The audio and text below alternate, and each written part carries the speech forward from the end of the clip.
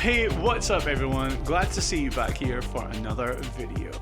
Today I want to bring you a portable mixer interface to use either in a home studio setting or as a live controller. The SL MixFace is created to be a supplement to the SL Master keyboards to give extra control options for live performance, but it's also a really powerful tool in its own right.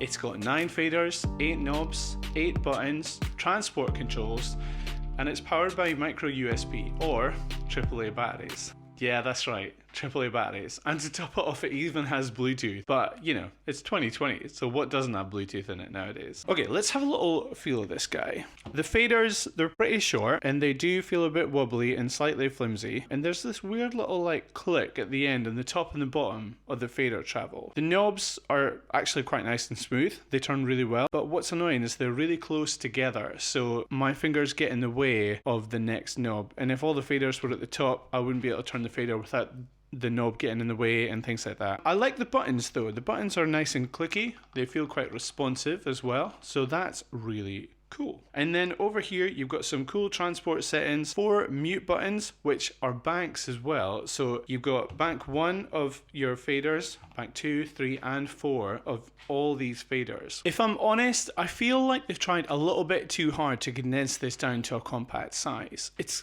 kind of like fitting the entire Bible on the head of a pin. It can be done, but should it? Now there are a few things I really like about this guy. It's got this really cool little kickstand here, which you can flick up.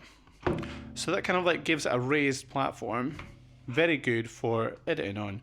And you get this little floppy sheet thing with it, and that stops it from moving around, which is quite nice. I like that. And then you've got really good control over your faders. A traveling musician might find this quite good if you want some really simple controls for mixing on the fly and just doing basic production with. One other thing I really like is the fact that it is just plug and play. One thing that did annoy me about it is the fact that when I tried to connect this to my Nord, it didn't pass through. So I connect the Nord to this and then this to the computer, and the Nord wouldn't talk to the computer as a result. So I think this is designed to work really well with their SL keyboards, but it doesn't really talk well with other interfaces and things like that, which is a bit of a shame. I feel like they basically just tried to pack everything into too small a space, which is a bit of a shame. If I'm being totally honest, I don't think I'll be using this to mix my projects, because you can buy something like the Behringer X-Touch Compact for not much more money. That has longer faders and they're motorized, and the rotary knobs have LED dials as well. Equally, if you want a proper mini controller for live performance, then why wouldn't you just get the Nano Control for £44?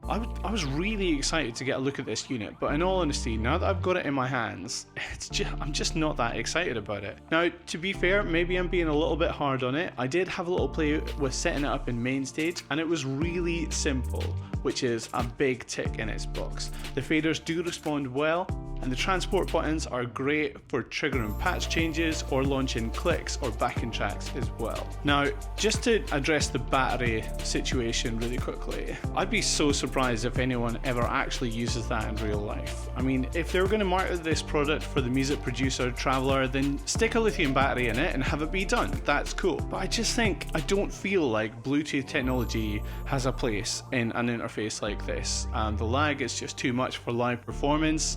And for people in a studio setting, they just have things set up all the time.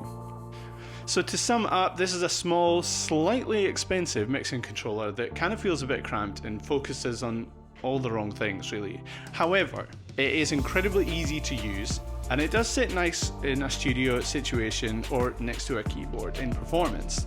But yeah, as ever, I'm gonna have links in the description so you can buy this if you are interested in it.